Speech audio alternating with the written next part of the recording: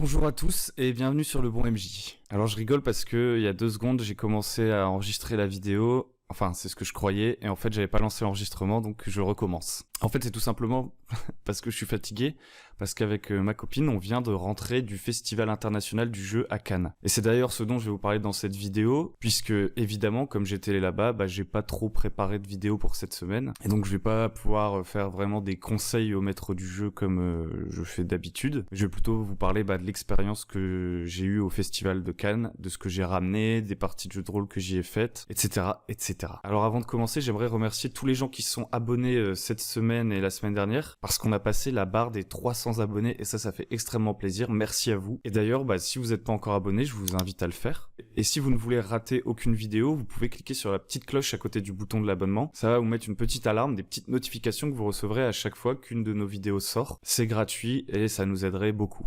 Donc sans plus attendre, je vais vous parler du Festival international du jeu à Cannes.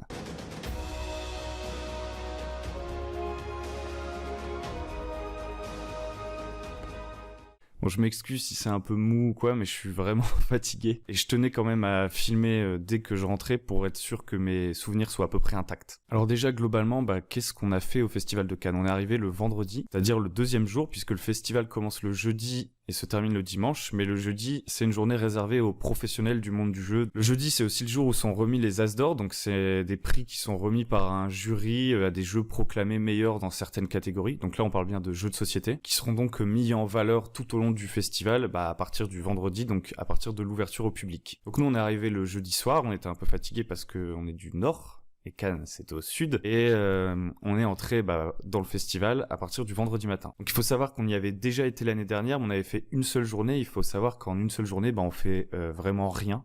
Surtout si on n'est pas habitué au festival et qu'on a un peu de mal à s'asseoir avec des inconnus à une table, etc. pour essayer un jeu. On a tendance à marcher, à se perdre un peu dans le bâtiment parce que c'est immense. Et du coup, c'est pour toutes ces raisons qu'on a décidé d'y retourner cette année pendant les 3 jours. Alors ce qui est vraiment cool au festival, d'abord c'est l'ambiance, parce que tout simplement tout le monde est là pour la même chose, c'est pour s'amuser, et c'est multigénérationnel. Donc il y a des gens de tous âges, des gens de différentes nationalités, et c'est relativement bien organisé parce que d'abord il y a un étage quasiment intégralement réservé aux jeux pour les enfants. Puis il y a un étage plus bas avec des jeux de rôle, des jeux d'ambiance, des jeux de société, des jeux traditionnels. Il y a aussi des stands où on peut essayer la réalité virtuelle, des stands où on peut faire des escape games, des stands un peu GN, donc un peu jeux de rôle grandeur nature, où il y a des gens qui se déguisent, etc.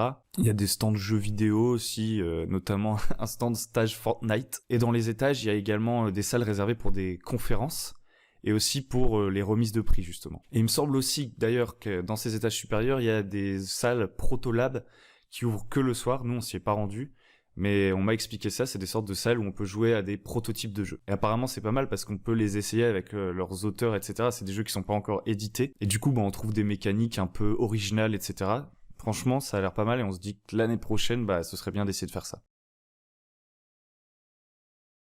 Alors globalement, nous, qu'est-ce qu'on a fait ? On a surtout fait des jeux de rôle et des jeux d'ambiance, parce que c'est les 2 trucs qu'on aime bien. Alors les jeux d'ambiance, j'aurais un peu de mal à vous redire les noms, parce qu'on les enchaînait. C'est ça l'avantage des jeux d'ambiance, c'est que ça va vite, et on peut facilement s'introduire dans une partie, puisque dans une majorité des cas, les gens sont pas vraiment là pour gagner, ils sont là pour l'ambiance, comme le nom du jeu l'indique. Les concepts sont très simples, c'est des jeux de mime, des jeux de dessin, etc. Il y a quand même quelques jeux qui m'ont un peu marqué. Il y avait un jeu, ça s'appelait The Mind, et c'est un jeu où il faut juste deviner ce que l'autre pense. Je vais pas vous expliquer tout le concept, parce qu'on est quand même sur le bon MJ, j'ai pas trop envie de parler de jeux de société, mais j'ai trouvé ça cool. Et aussi, on a joué à un jeu, je pense que c'était un jeu suédois, peut-être que je dis des énormités, je m'y connais pas trop, et ça s'appelait Klask, et c'est un peu comme un jeu de palais où il faut marquer des buts, mais avec des aimants et tout, et ça c'était marrant. Et donc ce qui est vachement cool justement avec tous ces jeux d'ambiance, c'est que on peut facilement arriver à une table et on joue avec de parfaits inconnus. Au début ça fait un peu bizarre. D'ailleurs l'année dernière, au début on hésitait, on se promenait beaucoup dans le festival avant d'avoir osé s'asseoir réellement à une table et jouer avec des gens qu'on connaissait pas. Mais là cette année c'était plus naturel, déjà on avait plus de temps, on connaissait l'organisation du festival, on savait où il fallait chercher pour trouver les jeux qui nous intéressaient. Et du coup, on a testé énormément de jeux avec plein de gens et on fait des rencontres et c'est marrant parce que tout le monde est là pour s'amuser, tout le monde rigole. C'est vraiment super cool. D'ailleurs, il y a un truc qui m'a un peu surpris, mais ça c'était plus pendant les jeux de rôle et je vous en parlerai plus tard. Mais j'ai rencontré des personnes que je connaissais pas du tout et qui m'ont reconnu alors que la chaîne est quand même relativement petite, donc ça faisait extrêmement plaisir. C'était surprenant. Il y a notamment Damien Coltis, qui travaille chez Black Book Edition, qui m'a reconnu, donc ça m'a vraiment surpris. J'ai un peu halluciné. Et j'ai aussi pu rencontrer quelqu'un qui m'avait contacté sur Facebook avant que j'arrive, donc Olivier Ranizio, qui regarde Le Bon MJ, et qui m'a passé un kit de découverte pour Hémisphère. Donc c'est un jeu de rôle qui va bientôt faire financer participativement sur, que je dise pas de bêtises, sur Game on Tabletop. D'ailleurs, il était très sympa, hein, il m'a parlé un peu du jeu, et apparemment c'est lui qui a fait quasiment tout sur 7 ans. Donc les illustrations, le système de jeu, l'univers. Donc j'ai rapidement lu le kit de découverte dans le train du retour, et c'est vrai que l'univers a l'air assez sympa et original, donc c'est de la science fantasy médiévale, et on y retrouve des races un peu insectoïdes assez originales, ainsi que des humains qui viendraient d'une autre planète qui porte un nom qui s'appelle Telra. Donc je ne sais pas s'il s'agit de la Terre, ou si c'est un monde réellement complètement imaginaire. En tout cas, on peut jouer ces différentes races, et le système est assez original. Notamment, ce qui m'a plu dans ces explications, c'est le système de connaissances. En fait, plutôt que de faire des simples tests de connaissances, les joueurs ont des jetons qui peuvent échanger contre des informations sur le monde qui les entoure. Parce que oui, le monde qui les entoure est très exotique et les joueurs n'ont pas trop de repères. Donc ça va être une véritable découverte. Mais en théorie, leurs personnages, eux, savent quand même des choses sur l'univers. Et donc, du coup, ils ont des ressources comme ça. Il y a un peu une gestion de ressources pour connaître des éléments de l'univers. Et ça, je trouvais ça vachement sympa comme mécanique. Après, a priori, j'étais un peu moins convaincu par le système de résolution parce que il se joue uniquement en opposition. C'est-à-dire que même contre un obstacle inerte, il y a des lancers de dés pour le défenseur et pour l'attaquant. Enfin, j'utilise pas les bons mots, mais c'est ça l'idée. Donc moi, je suis pas hyper fan de ça, mais après, c'est une question de goût, hein, c'est tout à fait subjectif. Mais ce qui est pas mal, par contre, c'est qu'il y a l'air vraiment d'avoir une part de narration dans la résolution des actions. C'est-à-dire qu'en fonction des degrés de réussite que le joueur va avoir, eh ben, il va pouvoir choisir réellement les effets de l'action. Et le système de résolution, en réalité, sert à déterminer si c'est le maître du jeu qui va choisir ce qui se passe ou si c'est le joueur qui va choisir ce qui se passe. En gros. Donc voilà, c'était une lecture très rapide, c'est pas exhaustif ce que je vous dis, surtout que c'est juste le kit d'initiation. Donc une fois de plus, je suis pas à l'abri de dire des énormités, hein, parce que forcément je connais pas hyper bien le jeu non plus. Et du coup, Olivier, si tu vois cette vidéo, n'hésite pas dans les commentaires à corriger ce que je dis. Et donc si ça vous intéresse, si vous voulez plus d'informations sur ce jeu, eh bien vous pouvez vous rendre sur le site web de Hémisphère. Apparemment, il y a un site web qui parle de l'univers, etc. Il y a même des interviews de l'auteur. Et si ça vous intéresse encore plus, que vous voulez vous le procurer, eh bien, vous pouvez vous rendre sur Game on Tabletop pour le financement participatif qui commence le 26 mars 2020. Donc voilà, je referme un peu la parenthèse sur ces rencontres très plaisantes au festival. Et maintenant, je vais vous parler de ce que j'ai ramené. Et ensuite, je vous parlerai des jeux de rôle auxquels j'ai joué. Alors déjà, je suis allé me procurer au stand de Black Book Edition 3 exemplaires du livre de règles de Héros et Dragons. Donc 3 exemplaires au format MOOC, parce qu'en fait moi j'ai commencé à avoir beaucoup de livres et je trouve ça vraiment bien ce format-là parce que c'est beaucoup plus simple à transporter. Et comme je sais pas s'ils vont être réédités, etc., j'ai eu un peu un réflexe d'homme préhistorique.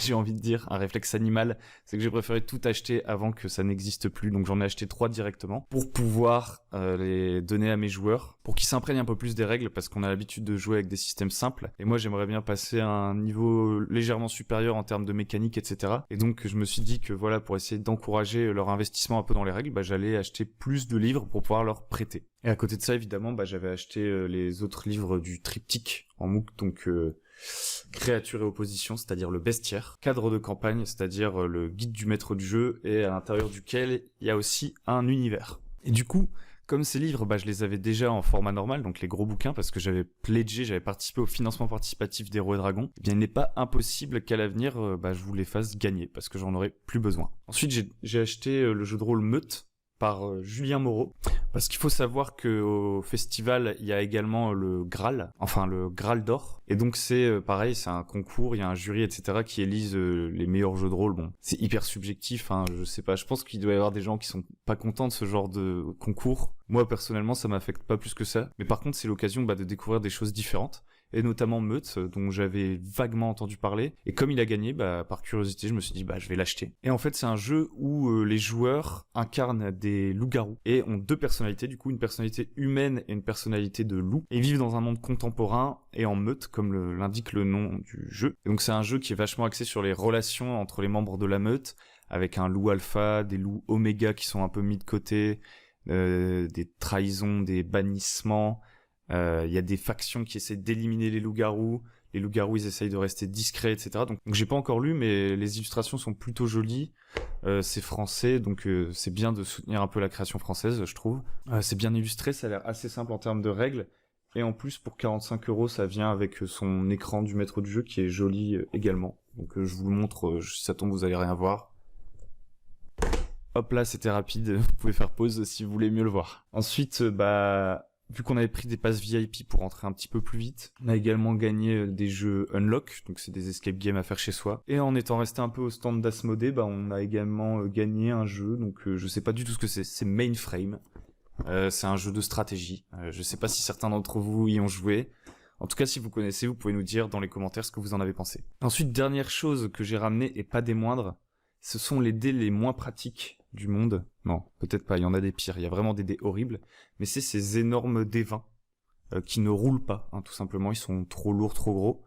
Donc il faut un tapis de jeu que je n'ai pas, mais je trouvais ça cool, du coup j'en ai acheté quand même. Et donc pour terminer cette vidéo un peu fourre-tout, je vais vous parler des jeux de rôle que j'ai fait. Donc j'ai testé 4 jeux de rôle. J'ai testé Aria avec Fibre Tigre. Donc Aria qui est actuellement en financement participatif, qui est un jeu très léger d'initiation. Ensuite j'ai testé Shadowrun Anarchy, un jeu que j'ai mais que j'ai jamais fait jouer. Donc c'est une version simplifiée de l'univers de Shadowrun. Shadowrun c'est du cyberpunk fantasy, urbain, énormément de choses dans Shadowrun. C'est un jeu où on lance beaucoup de dés à 6 faces. Et donc cette version Anarchy qui est en parallèle des autres versions qui en sont à la 6e édition, il me semble. C'est une version un peu plus narrative, un peu plus rapide, avec une feuille de personnage simple où on rentre direct dans le cœur de l'action. Donc moi, ça me plaît énormément et j'avais envie, de tester en tant que joueur ce que ça donnait. Et franchement, ça m'a bien plu. Ensuite, je suis allé par curiosité tester Donjons et Dragons chez Asmodée, puisqu'ils ont récupéré la licence. J'y suis allé notamment parce que l'avantage, c'est qu'il n'y avait pas besoin de réserver là-bas, parce qu'il y avait beaucoup de tables pour le même jeu. Et bon, j'ai été forcément un petit peu déçu, d'ailleurs, je vais pas trop en parler, mais pas parce que c'était nul, mais tout simplement parce que le scénario, je l'avais déjà fait jouer à ma copine, et donc on connaissait tous les deux déjà le scénario, donc forcément c'était un peu moins drôle. Mais voilà, quand on connaît le scénario, forcément on est moins proactif, on n'a pas envie de spoiler les autres, donc on reste un peu en retrait, on s'amuse moins. Et ensuite le dernier jeu que je suis allé tester, c'était Dead Genesis chez Edge. Pareil, Dead Genesis c'est un jeu que j'ai, pour le coup je l'ai fait jouer à 2 reprises en one shot. Enfin non, en fait une fois c'était un one shot, et une deuxième fois on avait créé des personnages, etc. On a fait un scénario de début de campagne, et ça s'est arrêté. Oui, c'est un peu mon problème des fois, c'est que pendant longtemps j'avais tendance à démarrer des campagnes et à les arrêter immédiatement. On en reparlera peut-être une prochaine fois. Et donc ce que j'aimerais dire, je vais pas passer sur toutes les parties que j'ai faites, donc il y en a 4, mais ce qui est sûr c'est que celle que j'ai préférée, c'est celle que j'ai faite avec Fibre Tigre dans le monde d'Aria. Donc peut-être que des gens vont crier à l'hérésie, parce que le monde d'Aria c'est quand même un truc très simple, surtout au niveau des règles. C'est un jeu qui a été conçu pour des noobs complets. Et en fait, c'est ça qui le rend extrêmement efficace en convention. Les règles sont hyper simples. Il n'y a pas de mise en place de l'univers, on commence à jouer. Nos actions comptent. Le scénario n'est pas linéaire du tout. Chaque jet de dés change complètement le scénario, etc. Et du coup, ça en fait, en quelque sorte, un jeu de rôle d'ambiance, en fait. Un jeu de rôle apéro. Et donc, c'est très efficace, je pense, pour des gens qui ont jamais fait de jeu de rôle. Et je pense que c'est donc le meilleur format pour un festival. Parce que là, ce qui est vraiment bien pour les joueurs, c'est qu'ils comprennent directement en quoi consiste le jeu de rôle, c'est-à-dire faire des choix, jouer un personnage, avoir une grande liberté, explorer. Et donc pour mettre le pied à l'étrier, c'est vraiment efficace. Même si moi j'ai déjà joué au jeu de rôle, je me suis marré du coup parce que on était tous sur un pied d'égalité, comme les règles sont très simples, tout le monde est actif immédiatement. Alors que pour d'autres jeux plus compliqués comme Dead Genesis ou Shadowrun, moi je connais les mécaniques, mais les gens autour de la table pas forcément, et du coup ils sont un peu plus hésitants. Et même globalement, le postulat d'Aria, c'est quand même que c'est un jeu très léger avec beaucoup d'humour. Donc c'est facile pour quelqu'un qui n'a jamais fait de jeu de rôle d'entrer là-dedans, de se marrer, etc. Je vais passer brièvement sur les autres jeux. Donc Donjons et Dragons, je vous en ai déjà parlé, forcément je connaissais les règles, le scénario, etc. Donc c'était pas une découverte ni pour moi ni pour ma copine, donc c'était pas incroyable. Mais les autres gens autour de la table ont l'air de s'être quand même bien amusés. Ensuite, pour ce qui est de Shadowrun, on avait un maître de jeu qui était vachement péchu et qui incarnait beaucoup ses personnages. Et le scénario est parti en live complet, donc c'était assez drôle. Et pour ce qui est de Dead Genesis, j'aurais peut-être un reproche à faire, c'est qu'on a joué peu de temps. Alors on était vers la fin de la journée, et je pense que l'exposition de l'univers était un peu longue, et du coup on n'a pas pu finir la partie. Mais d'un autre côté, je comprends cette envie de présenter l'univers de Dead Genesis, parce que, en fait, c'est véritablement un jeu à univers.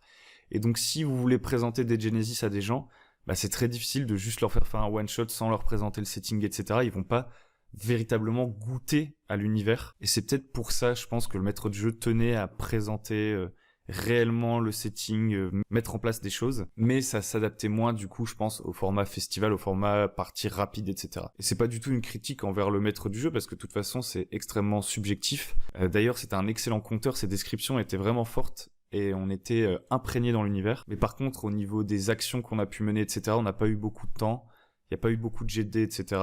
Donc un peu moins de suspense. Et du coup, je dirais que tester Dead Genesis dans le festival, c'est bien pour les maîtres du jeu qui veulent découvrir l'univers et savoir s'ils veulent l'acheter ou non. Mais pour des gens qui auraient jamais fait de jeu de rôle, c'est pas forcément le meilleur format. Alors après, je tiens à préciser quand même que quand on est arrivé autour de la table, on a tous dit qu'on avait déjà fait un peu de jeu de rôle. Donc c'est peut-être aussi pour ça que ça s'est passé comme ça. Bref, ça c'est les 4 parties de jeu de rôle que j'ai faites. Donc de manière générale, j'ai trouvé ça super cool. Et ça m'a quand même appris quelques trucs sur moi-même et sur la pratique de maître du jeu, la pratique du jeu de rôle. Donc sur moi-même, déjà je me suis retrouvé pendant 2 jours beaucoup plus en position de joueur, une position dans laquelle je me retrouve très rarement. Et ça m'a fait me rendre compte finalement que j'avais un peu des réflexes de joueur débutant. C'est-à-dire que à chaque partie, quel que soit mon personnage, j'avais quand même un peu la même façon de jouer. Donc cette façon de jouer, qu'est-ce que c'est ? C'est simple.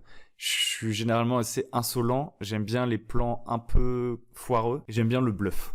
J'aime bien essayer d'éviter les combats, de passer des portes un peu au culot, etc. Et donc avec chacun de mes personnages, je les ai un peu joués comme ça. Et du coup, je sais pas si c'est bien, si c'est mal. Moi, je pense que c'est important de s'imprégner son personnage et c'est pas forcément ce que j'ai fait.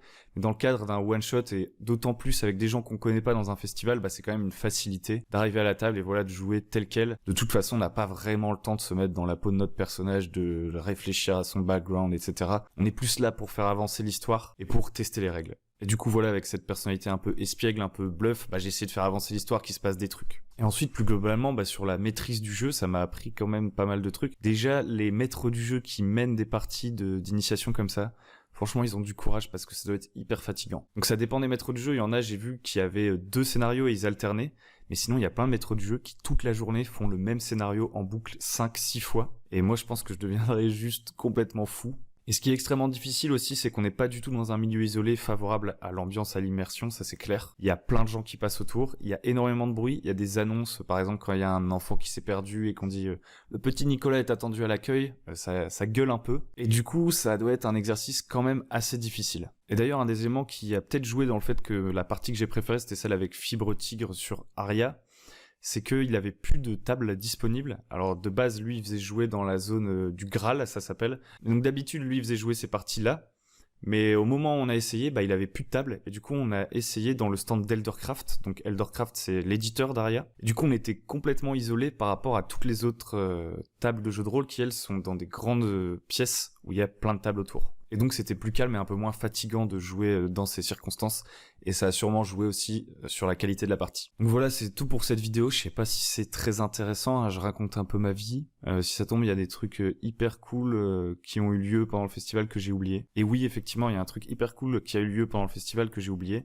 C'était la conférence sur YouTube et le jeu, où il y avait les gens de Le Monde du Jeu, je crois que ça s'appelle, Etugame, donc ça c'est des Québécois qui font du jeu de rôle et du jeu de société, et aussi du passe-temps. Et les membres de ces différentes chaînes YouTube, menaient une conférence, parlaient de leur travail, de la passion qui les animait, de la manière dont ils faisaient leurs vidéos, des objectifs qui se fixent. Moi, j'ai posé une question là-dessus. Parce que oui, on pouvait poser des questions, c'était vachement accessible et c'était cool. Ils ont également parlé de leur relation avec les éditeurs, les distributeurs qui leur envoient des jeux, et de leur position un peu d'influenceur, parce que finalement les gens regardent les vidéos et ça peut influencer les ventes, donc ils deviennent peu à peu véritablement des acteurs du monde professionnel du jeu, donc c'était très intéressant ça aussi. Et moi les gars d'EtuGame, je les adore, notamment Pierre-Louis qui fait des vidéos un peu comme moi, des conseils aux maîtres du jeu, donc moi je regardais beaucoup et ils sont vachement accessibles, c'est cool. C'était un peu sous forme de table ronde, on pouvait poser nos questions. Et si ça vous intéresse de voir cette conférence, je crois qu'elle a été filmée et qu'elle va réapparaître sur la chaîne de Ludocortex. Après, il y a aussi un autre truc auquel j'ai assisté, donc c'était la remise du Graal d'Or. Donc c'était rien d'exceptionnel, mais c'était sympa quand même. Comme je vous le disais, pour voir des jeux que je connaissais pas forcément. Et il y a aussi un truc auquel on n'a pas pu assister, c'était une partie de Roll and Play en direct dans une salle.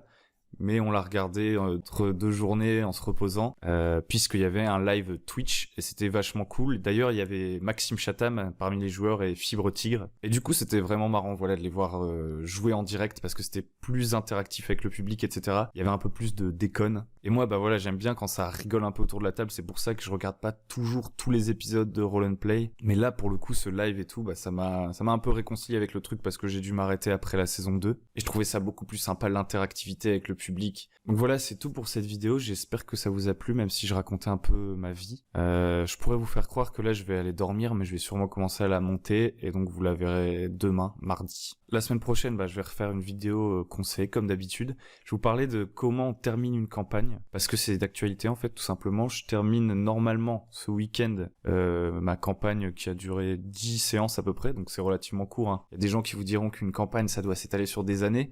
Mais moi, je me suis dit, bah, je veux que mes campagnes aient une fin, en fait. Et donc, je préfère les garder un peu plus courtes. Là, je voulais vraiment la valider et peut-être passer à une campagne suivante plus longue. Mais en tout cas, j'avais envie qu'il y ait un épisode final, que ce soit pas un truc qu'on arrête en cours et qui ne se termine jamais. Donc, bref, je vous parlerai de ça la semaine prochaine. Si cette vidéo vous a plu, bah, je vous invite à la liker, à vous abonner, à mettre la cloche, etc. pour nous soutenir. Si vous avez des commentaires, des questions, n'hésitez pas à nous en faire part dans les commentaires, justement, juste en dessous. Si ça vous a pas plu ou s'il y a un truc avec lequel vous n'êtes pas d'accord, ou surtout si j'ai dit des bêtises, bah n'hésitez pas aussi à nous le faire savoir en commentaire. Si c'était votre première vidéo, sachez que d'habitude je fais pas des vidéos comme ça, il y en a plein d'autres sur la chaîne avec des conseils pour les maîtres du jeu. Et si vous êtes un maître du jeu débutant, je vous conseille d'aller sur notre site web www.lebonmj.com sur lequel on a un guide gratuit pour les maîtres du jeu débutants qui, je pense, devrait vous aider, vous apporter plein de choses. Voilà, je termine là-dessus et je vous dis à très bientôt sur Le Bon MJ.